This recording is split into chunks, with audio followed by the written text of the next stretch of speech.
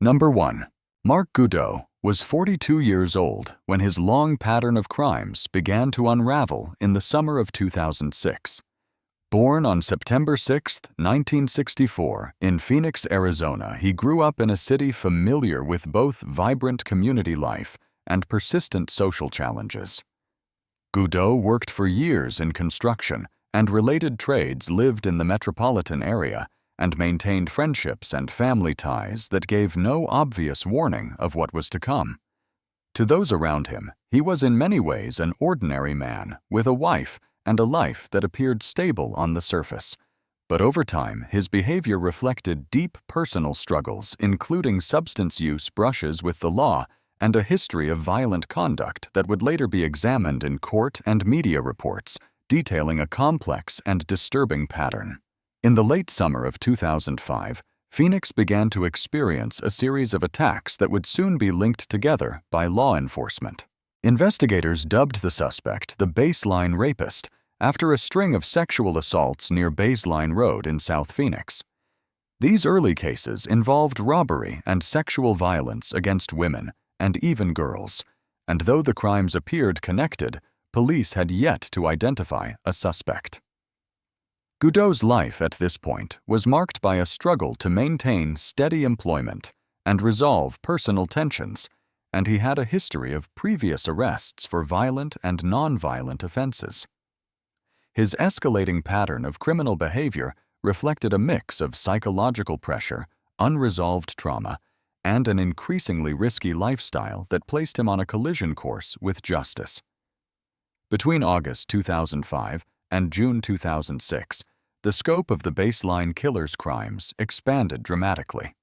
Investigators would later attribute 9 murders to the same perpetrator, along with numerous kidnappings, robberies, and violent assaults. Most of the victims were women, and one was a man, all of whom were attacked at seemingly random locations across the Phoenix metro area during both daytime and nighttime hours. The crimes sent shockwaves through the community, leaving residents on edge and prompting changes in daily routines as people sought safety in familiar places. Police and media attention intensified as the list of incidents grew, and the random nature of the attacks heightened public fear. Goudeau's arrest came on September 7, 2006, when Phoenix police took him into custody in connection with the sexual assault of 2 sisters that had occurred the previous year. DNA evidence linked him to that crime, and this breakthrough opened the door for investigators to connect him to the broader pattern of violence attributed to the Baseline Killer. From that point forward, law enforcement amassed evidence tying him to multiple homicides, assaults, and robberies through forensic links, witness statements, and other investigative work. At trial, Goudeau faced a sweeping array of charges, including 9 counts of first-degree murder, numerous counts of sexual assault, kidnapping, burglary, and armed robbery. In December 2007, a judge sentenced him to 438 years in prison for the earlier sexual assault case involving the 2 sisters. The prosecution later pursued the charges related to the murders. On November 30, 2011, a Maricopa County jury returned verdicts of guilt on multiple counts, including all 9 murder charges. The jury imposed the death penalty for those convictions, adding to his already significant prison time, and Goudeau was remanded to Arizona's custody awaiting execution. Psychological profiles developed during the lengthy legal process reflected a man driven by a mix of control aggression and unresolved inner conflict, with expert testimony describing how his actions reflected deep-seated issues that played out over months of unchecked escalation. While the full motivations behind his crimes remain a subject of study, the legal outcomes left him sentenced to death and serving a sentence that will keep him in prison for the remainder of his life. Number 2. Jared Lee Loughner was 22 years old on January 8, 2011, when a planned public event in Tucson became the site of one of the most shocking episodes in recent American history. Born on September 10, 1988. Loughner grew up in Arizona and attended local schools, including a period at Pima Community College, where he took classes but was ultimately asked to leave amid reports of disruptive and unusual behavior. Friends and acquaintances described shifts in his personality over the years, from a quiet and unassuming young man into someone increasingly withdrawn and erratic, struggling with social relationships and academic expectations. These changes, combined with personal challenges and mounting frustration, would become part of the complex web of factors surrounding his later actions. In the months before the shooting, Loughner's life reflected intensifying psychological stress. He exhibited behavior that faculty and fellow students found disturbing, and in September 2010, college officials suspended him due to perceived threats and misconduct. Around this time, he also developed a pattern of expressing unusual ideas and frustrations online, coupled with increasing substance use and social isolation. Mental health professionals later diagnosed him with severe psychiatric conditions, including paranoid schizophrenia, which contributed to his unstable thoughts and interactions with others. These conditions and his escalating behavior set the stage for what unfolded in Tucson the following winter. On the morning of January 8, 2011, Loughner attended a Congress on Your Corner event in Casas Adobes, a community outreach gathering hosted by Congresswoman Gabrielle Giffords in a Safeway supermarket parking lot. As families and constituents gathered to meet the Congresswoman, Loughner approached with a semi-automatic pistol. Without clear explanation or known personal grievance, he opened fire, first targeting Giffords and then continuing to shoot at others in the crowd. 6 people lost their lives that day, including 9-year-old Christina Taylor Green, 76-year-old Dorothy Dot Morris, 63-year-old John Roll, 79-year-old Phyllis Schneck, 76-year-old Dorwin Stoddard, and 30-year-old Gabriel Gabe Zimmerman. 13 others were wounded, including Giffords herself, who survived severe injury and faced a long path of recovery. Bystanders subdued Loughner at the scene, and officers took him into custody without further incident. In the immediate hours afterward, law enforcement and emergency responders worked to secure the area and assist victims while the nation watched in shock and sorrow. The scene prompted a national conversation about public safety, community violence, and mental health, with politicians and leaders expressing grief and calls for unity in the face of tragedy. Loughner was charged in federal court with dozens of counts, including murder and attempted murder. Psychological evaluations established that he had experienced significant mental illness at the time of the shooting, and early in legal proceedings, he was found incompetent to stand trial. After months of treatment and stabilization, a federal judge later ruled that he was fit to participate in legal proceedings. Under a plea agreement negotiated by his defense counsel, Loughner pleaded guilty to 19 federal charges tied to the shootings, including the attempted assassination of Congresswoman Giffords and the murder of others at the event. The plea spared victims and their families the uncertainty of a lengthy trial and ensured that he would face severe consequences. On November 8, 2012, a federal judge sentenced Jared Lee Loughner to serve 7 consecutive life terms in prison, plus 140 years with no possibility of parole. He is incarcerated at a federal medical facility where he continues to receive psychiatric care as part of his sentence. Number 3. Donald Edward Beaty was 56 years old at the time of his execution, but his life and the crime that defined it stretch back decades. Born on February 7, 1955, Beaty lived a relatively ordinary early life. By his late 20s, he was working as a maintenance person at an apartment complex in Tempe, Arizona. To neighbors and residents, he appeared to be a routine employee, someone who fixed a leaky faucet, mowed the lawn, or repaired a broken door. There was nothing in everyday interactions to suggest the tragedy that would later bind his name to one of Arizona's most infamous cases. In the spring of 1984, 13-year-old Christy Ann Fornoff was a typical young teenager taking on extra responsibility. She delivered newspapers for the Phoenix Gazette and was well known in her community for the routine of visiting various homes to collect payments. On a day in early May, Christy went to the Rock Point Apartments to collect her accounts while her mother waited outside. When she did not return, concern quickly grew. Her newspaper collection book was found near the apartment complex, but there was no sign of the girl. Christy's disappearance and subsequent death marked a devastating turn. Over the course of just a couple of days, the case drew intense local attention. Beaty, the maintenance manager who had worked at the complex and had been seen assisting with the initial search, became central in the investigation. 2 days after she vanished, he reported to police that he had found her body near a trash container in the complex parking area. Investigators gathered physical evidence that connected Beaty to the victim. Fibers and other materials linked items from the scene to his apartment.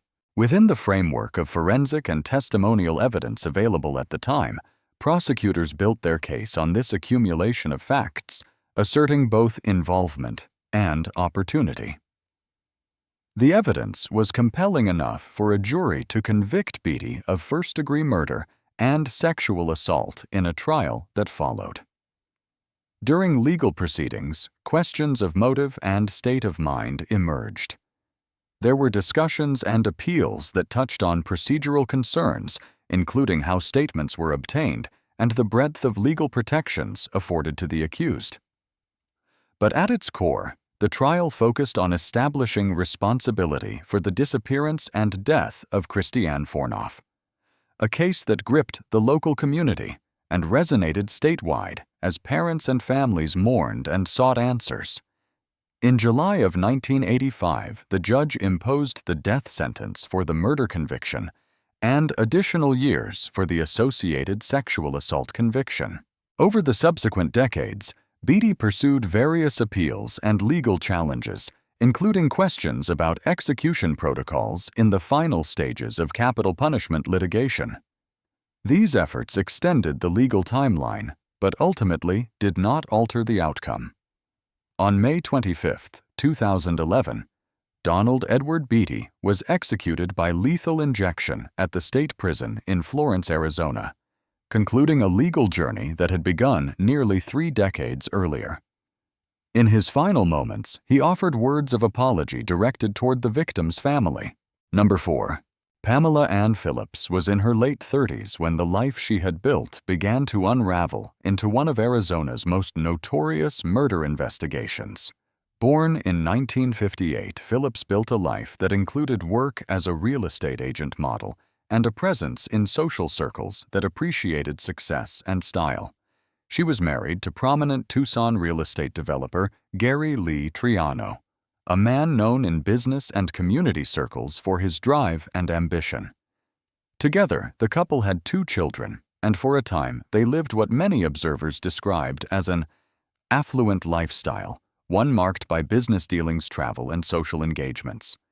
But beneath the polished surface, tensions and financial pressures had grown, and these would guide a tragic sequence of events that would only fully unfold years later. In the years leading up to November 1, 1996, Pamela Phillips and Gary Triano endured a tumultuous separation and divorce. Triano's business ventures, especially in real estate and casino gaming enterprises, had taken financial turns, leading him into Chapter 11 bankruptcy and leaving both he and Phillips with emotional and monetary burdens. After the divorce, Phillips moved with their children to Aspen, Colorado, where she continued her work in commercial real estate and cultivated new relationships. As the marriage dissolved, investigators and later prosecutors would point to psychological and situational pressures that played a role in what transpired. Phillips's life insurance policy on Triano, which she maintained as the trustee and from which she and her children stood to benefit, became central in the murder investigation. Though the divorce had strained their relationship, friends and relatives recalled moments when Phillips expressed fear and frustration over the conflicts she faced, both personal and financial.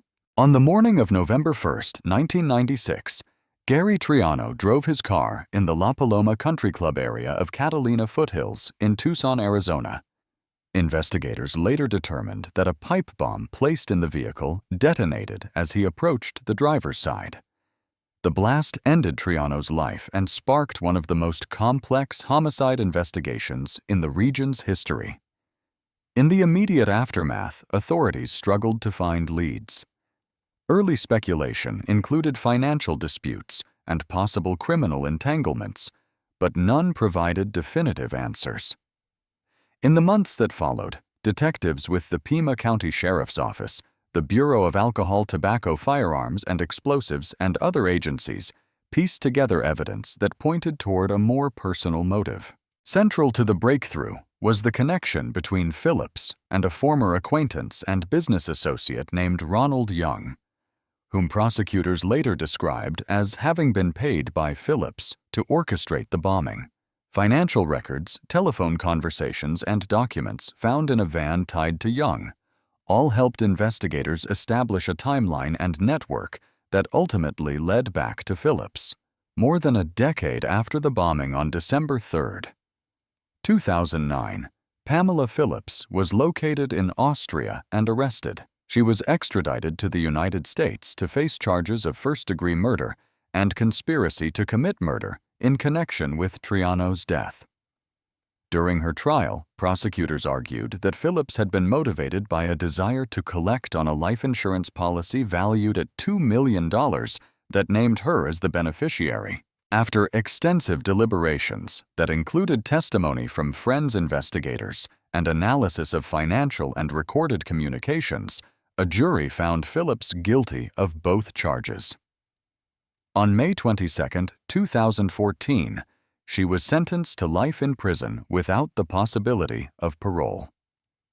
Today, Pamela Phillips remains incarcerated, serving her sentence at the Arizona State Prison Complex in Perryville, where her case continues to be examined by both legal scholars and true crime analysts. Number 5. Robert Charles Comer was 50 years old at the time of his execution, but the events that defined his life stretched back decades. Born on December 14, 1956, Comer's early life before the crime that would change everything remains largely undocumented in public records. There are few detailed accounts of his upbringing or family environment, and in many ways, he was a figure known more for the tragedy associated with his name than for his personal history. What is clear from court records and news coverage is that he lived much of his adult life on the margins, engaging in occasional employment and moving across states before ending up in Arizona in the mid-1980s. By the time he was camping near Apache Lake in early February 1987, Comer was living in a transient sort of lifestyle. On that trip, he was accompanied by his girlfriend, at the time, Juneva Willis. The couple encountered other campers, including Larry Pritchard, a 43-year-old man who had stopped at the same campground. Despite the friendliness that often accompanies shared outdoor experiences, this particular gathering would soon take a terrible turn. In the days leading up to the crime, there are indications that Comer's behavior may have been strained. Friends and acquaintances described him as someone capable of intense mood swings and emotional instability. There is also mention in later legal filings of Comer having spent significant time in isolation and under stressful conditions during earlier incarcerations in other states, which some experts later argued could have affected his psychological state. These factors would become part of defense assessments once he was in custody and facing trial. On February 3, 1987, events at the Apache Lake campsite became the focus of a major criminal investigation. During the evening, Comer and Willis invited Pritchard to join them for dinner and conversation. Shortly after, law enforcement was alerted to a violent disturbance at the site. Pritchard's death was investigated as a homicide by shooting and other campers present that night.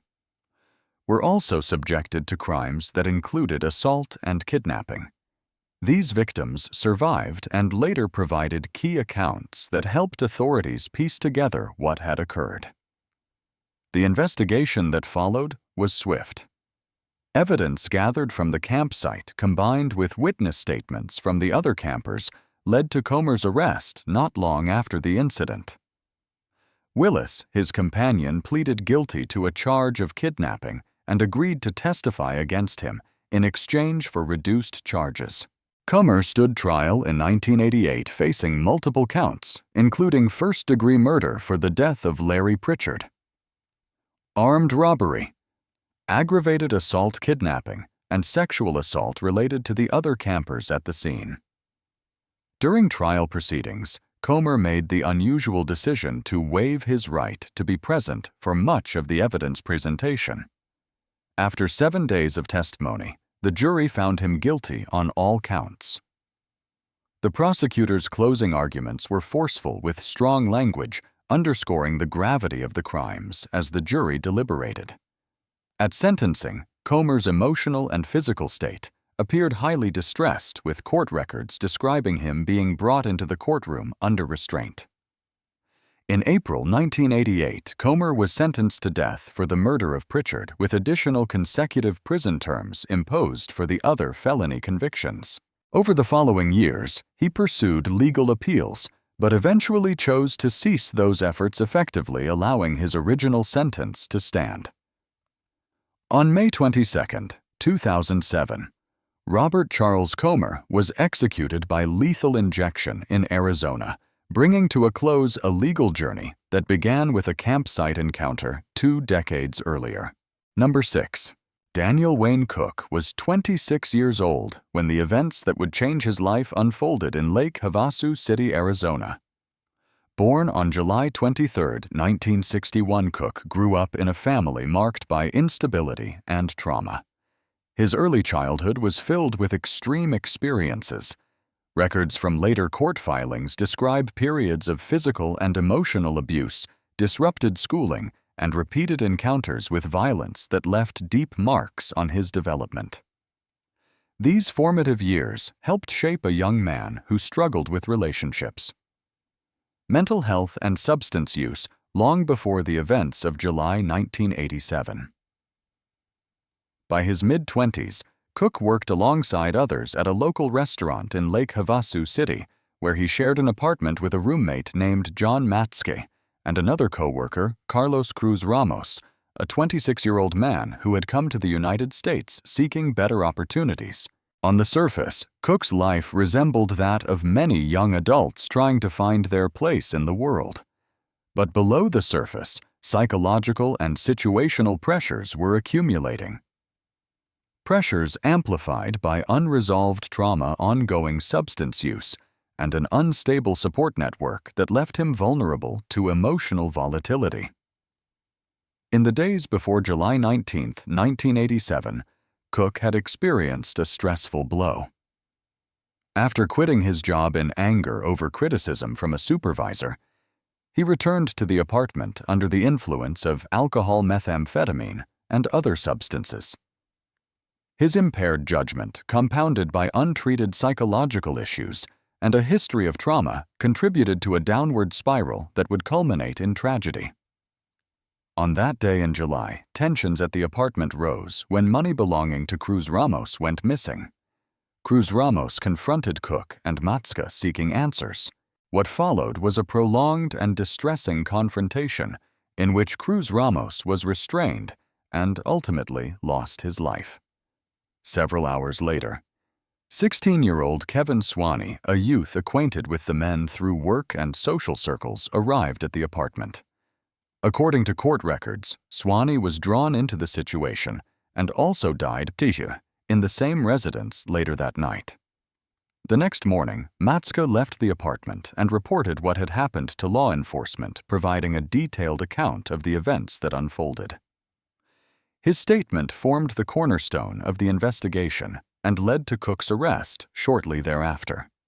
When questioned by detectives, Cook offered only a brief and confused remark that he and his roommate had been partying and that things got out of hand before concluding. Now 2 people are dead. At trial, Cook was charged with 2 counts of first-degree murder. The legal process revealed aspects of his life that defense counsel presented as mitigating factors, including his history of severe childhood abuse and mental health challenges. Despite these arguments, a jury found Cook guilty in June 1988, and on August 8th of that same year, the judge imposed the death sentence for both murders. Over the ensuing decades, Cook remained on death row and pursued appeals that centered on both legal procedure and considerations of his mental health and background. These efforts were ultimately unsuccessful. On August 8, 2012, Daniel Wayne Cook was executed by lethal injection in Arizona, bringing his long legal journey to a close. Number 7. Robert William Fisher was 40 years old on the morning of April 10, 2001, a man who, to many who knew him, had once appeared disciplined and reserved. Born on April 13, 1961, in Brooklyn, New York, he spent his early years in a family that fractured when his parents divorced when he was 15. An event described by people who knew him later as turbulent and emotionally disruptive. Fisher moved through life with a serious demeanor, developing skills that would see him serve in the United States Navy and later work in professions such as a surgical catheter technician, a respiratory therapist, and even as a firefighter. In the community, he was known as an outdoorsman, someone who enjoyed hunting and fishing, but beneath that unassuming exterior were traits that friends and relatives would later describe as distant and controlling in his personal relationships. In the years leading up to the events of April 2001, Fisher's marriage to his wife Mary was troubled. The couple married in 1987 had 2 young children, their daughter Brittany, who was 12, and their son Robert Bobby Jr., who was 10. Neighbors and relatives reported frequent arguments between the couple, particularly about money parenting and deeper emotional disconnect. Fisher's upbringing and earlier life experiences, especially the divorce of his parents and the emotional impact it left, were later referenced by psychologists as contributing to his intense fear of abandonment and loss. Mary had confided to friends that she was considering divorce in the months before April 2001, making clear that her relationship with Fisher was strained and nearing a breaking point. On the morning of April 10, 2001, neighbors were alerted by a powerful explosion at the family home in Scottsdale, Arizona. Fire crews responded to find the residence engulfed in flames and quickly worked to secure the scene and ensure nearby homes were protected. Once the fire was under control, investigators began the painstaking process of searching the rubble and gathering evidence that pointed toward a crime far more complex than an accidental fire. Evidence indicated that Mary and her children had died earlier in the home and that the explosion had been set to conceal what had already occurred. Authorities concluded that Fisher, who was not present at the scene, was responsible for the deaths and the subsequent fire, and his disappearance immediately turned the case into a major manhunt. On April 14, 2001, Robert Fisher was officially named as the prime suspect, and by July 19, 2001, a state arrest warrant charged him with 3 counts of first-degree murder and 1 count of arson of an occupied structure. A short time later, the United States District Court for the District of Arizona added a federal warrant for unlawful flight to avoid prosecution. On June 29, 2002, Fisher was designated as the 475th fugitive on the FBI's 10 Most Wanted list, drawing national attention to his case and prompting thousands of tips from the public. Investigators traced Fisher's last confirmed actions to the night before the explosion, when he was seen on surveillance withdrawing money from an ATM, and later his vehicle and dog were found abandoned in a national forest. Despite extensive searches, follow-up sightings, and even age-enhanced images released years later, Fisher's whereabouts remain unknown. Law enforcement officials continue to consider him armed and dangerous, and periodic leads keep the decades-long search active. The case remains unsolved in the sense that Fisher has never been brought into custody, and the community's questions persist about where he might be and what became of him in the years since that spring morning in Arizona. Number 8. Connie Villa was 35 years old on Christmas Day, 2013, a mother and former spouse whose life took a tragic and alarming turn in the quiet community of Casa Grande, Arizona. Born in 1978, Villa lived much of her adult life as a caregiver and parent, raising 4 children and navigating the challenges of modern family life. Before the events that would bring her into the spotlight of law enforcement and national news, neighbors and acquaintances described Villa as part of the fabric of everyday life in her neighborhood. Someone who participated in school events, weekend routines, and the shared experiences that define family communities. But beneath that surface, pressures and personal struggles were building in ways that few outside her immediate circle could fully recognize. Psychological and situational triggers in Villa's life remain a key focus of both investigators and outside observers. In the days and weeks leading up to Christmas, tensions with her ex-husband, Adam Villa, had been escalating, and authorities later described signs of emotional instability and crisis in her behavior. There is no public record indicating a history of diagnosed mental illness prior to the incident. But the patterns of tension with her ex-husband, shifting family dynamics, and the emotional weight of raising young children in the aftermath of separation were all contextual elements investigators considered. Her life, like that of many parents navigating complex relationships. Post-divorce involved unresolved stressors and emotional conflict that set the stage for an outcome neither her family nor community anticipated. On December 25, 2013, the rhythm of the holiday morning in Villa's apartment was shattered. Police records indicate that she had arranged for her ex-husband to visit the home where their children lived. When Adam Villa arrived, he became the victim of a violent attack. He managed to escape the apartment and call emergency services while driving himself to a hospital for critical care. Responding officers forced entry into the residence and found Villa injured with what appeared to be self-inflicted wounds, and in the company of her 3 youngest children. During the initial investigation, officers located 13-year-old Aniarael Matias in the bathroom of the apartment.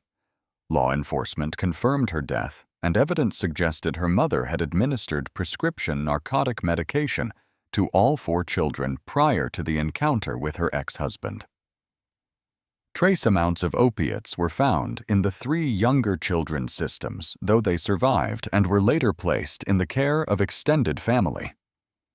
Investigators believe Aniarael's refusal to take the medication led to a different and more direct action by her mother that resulted in her daughter's death. The police response included securing the scene, taking Villa into custody, and ensuring the safety of the surviving children. Her ex-husband, having been seriously wounded, remained hospitalized in stable condition following his escape and call for help. The episode drew significant media attention, with local and national outlets reporting on the unfolding investigation and community reaction. While police initially refrained from speculating publicly about motive, statements from family members of Aniarael described her as a gentle, kind, and beautiful spirit, taken far too soon, reflecting the community's grief. Legal proceedings in the years that followed centered on a range of charges related to the Christmas Day incident, and on July 11, 2017, Villa entered a guilty plea in Pinal County Superior Court. She was convicted of first-degree premeditated murder for the death of Aniarael, as well as several counts of attempted murder, kidnapping, and child abuse linked to her surviving children and the attack on her ex-husband. A judge sentenced her to life in prison without the possibility of parole, a sentence that reflects both the severity of the case and the legal system's assessment of her actions. Today, Connie Villa remains incarcerated, serving her sentence as the legal and emotional chapters of this case continue to resonate with those affected by it. Number 9. Dale Shawn Hausner was 33 years old when a series of shootings in the Phoenix area drew widespread fear and intense law enforcement response in the mid-2000s. Born on February 4, 1973, Hausner lived much of his life in Arizona after moving there with his family. In the years before his crimes, he worked as a custodian at Phoenix Sky Harbor International Airport, and he also pursued photography, contributing boxing images to niche sports publications. To those who encountered him in daily life, he was known as someone with quiet habits and a seemingly ordinary routine, with acquaintances describing him as mild-mannered and unremarkable on the surface. But beneath that exterior lay personal struggles and experiences that would intersect with an escalating pattern of dangerous behavior. In the years before the shootings, Hausner endured emotional trauma that those close to him later noted. A particularly devastating event occurred in the mid-1990s when he lost 2 young sons in a car accident, an experience he later referenced in interviews and statements as if a part of him had died that day. While trauma alone doesn't explain the actions that followed, investigators and psychological observers noted that his life growing increasingly unstable, combined with substance use and association with others who enabled risky behavior, contributed to a growing sense of disconnect and volatility. From May 2005 through July 2006, Hausner's life became intertwined with a wave of seemingly random shootings that would terrorize neighborhoods across the Phoenix metropolitan area. Acting alone and later alongside his friend and roommate Samuel Dietemann, he engaged in drive-by shootings that targeted pedestrians and bicyclists late at night. The victims were strangers going about their everyday routines, walking home or riding a bike. These odds unfolded without personal connection between the victims and their attacker, giving rise to the chilling label investigators and media would later use the serial shooter. Police records eventually linked 6 confirmed murders and many more attempted murders to Hausner and Dietemann. Among the lives cut short was 20-year-old David Estrada, killed in Tolleson. 44-year-old Nathaniel Schaffner struck when he tried to intervene. 44-year-old Jose Ortiz and 28-year-old Marco Carrillo, and later 20-year-old Claudia Gutierrez Cruz in Scottsdale, and 22-year-old Robin Blasnek in Mesa. In addition to these fatalities, numerous survivors of attacks provided vivid testimony of the fear and confusion that gripped their community during these months. The investigation into these shootings became one of the largest collaborative efforts undertaken by Phoenix police in recent memory. Task forces were established. Tips were solicited from the public, and patterns in ballistics and timing helped narrow the field of suspicion. A crucial breakthrough came when an acquaintance of Dietemann contacted authorities after overhearing a confession, leading detectives to trace the connection between Hausner-Dietemann and the spate of shootings. On August 3, 2006, both men were arrested outside the apartment they shared in Mesa, bringing to an end the months of random violence. In March 2009, Hausner was convicted on 6 counts of first-degree murder and dozens of other charges including attempted murder, aggravated assault, drive-by shootings, arson, and cruelty offenses. The jury concluded that death was the appropriate sentence for each of the 6 murder counts, imposing 6 separate death penalties. He chose to waive extensive appeals and expressed a desire for execution, believing it would bring closure to victims' families. On June 19, 2013, Dale Shawn Hausner was found unresponsive in his prison cell. Medical examiners determined he had taken his own life by overdosing on an antidepressant medication. Number 10. Robert Glen Jones Jr. was 26 years old in the spring and summer of 1996 when a series of armed robberies and killings in southern Arizona stunned the Tucson community. born on Christmas Day, December 25, 1969. Jones grew up in a generation marked by dramatic societal shifts, yet little from his early life suggested the path his adult years would take. Before the killings, he lived in Pima County and worked sporadically, maintaining a quiet presence that drew little scrutiny from friends and neighbors.